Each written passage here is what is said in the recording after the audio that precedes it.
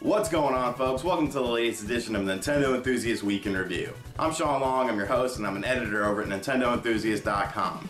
This week's kind of going to be a short week because Hyrule Warriors came out. So none of this really matters because everyone's playing the game. So without any further ado, let's jump into this past week's news. So of course the biggest news of the week is Hyrule Warriors has finally hit North America. I played it for about 7 hours on day one and I really enjoyed it, to be honest with you. More so than I thought I would. Be sure to check out our review of the game. I'll put a link on the screen below or in the description box and check out what you might be missing because it's really a good title. I'm really impressed with it. Sales figures for Bayonetta 2 came in for its Japanese debut, and many big websites decided to jump the gun and call the game a failure with just 2 days on the market. It sold a little under 40,000 units, which led to typical doom and gloom from uneducated websites. Nintendo enthusiast Jason Lapine decided to actually look at the numbers, and it's actually selling better than games like Wind Waker HD and Yoshi's New Island did as far as initial stock is concerned. Be sure to check out the in-depth article to get the real story on the sales of the games, and don't believe into the stupid hype. Sticking with the Japanese market, pre-orders for Pokemon Omega Ruby and Alpha Sapphire recently became available, and people flooded retailers to pre-order this game.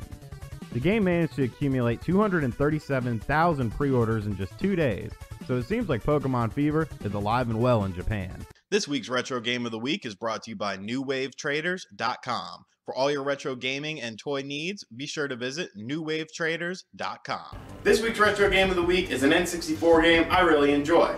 Mission Impossible. Yes, it's based on the Tom Cruise movie and he's a little crazy, but the game itself was pretty ambitious. It had a bunch of different varieties of missions from stealth to guns blazing, and it was pretty well done. The graphics haven't aged that well, but it's definitely still very playable, and you can pick it up for pretty cheap pretty much anywhere, so make sure you add this one to your collection. I think you guys will enjoy it. Nintendo recently held a surprise Nintendo Direct for Australia, and guess what? On November 21st, the new 3DS will be hitting both Australia and New Zealand.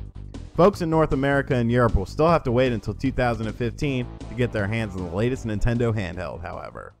Alright, cool. New Watch Dogs Wii U news. Maybe something good's gonna happen this time. I'm pretty positive that it will.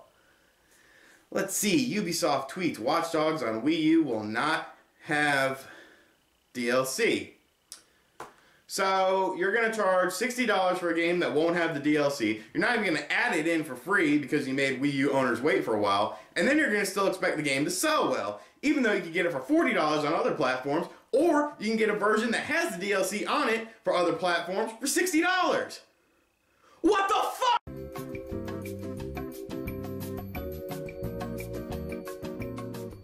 Alright, and that's going to do it for this week, folks. Hope you guys enjoyed the episode. Make sure you like the video, subscribe to our page, leave a comment, hit me up on Twitter. Do what you got to do, you know, keep in contact with me. I really enjoy hearing fan feedback.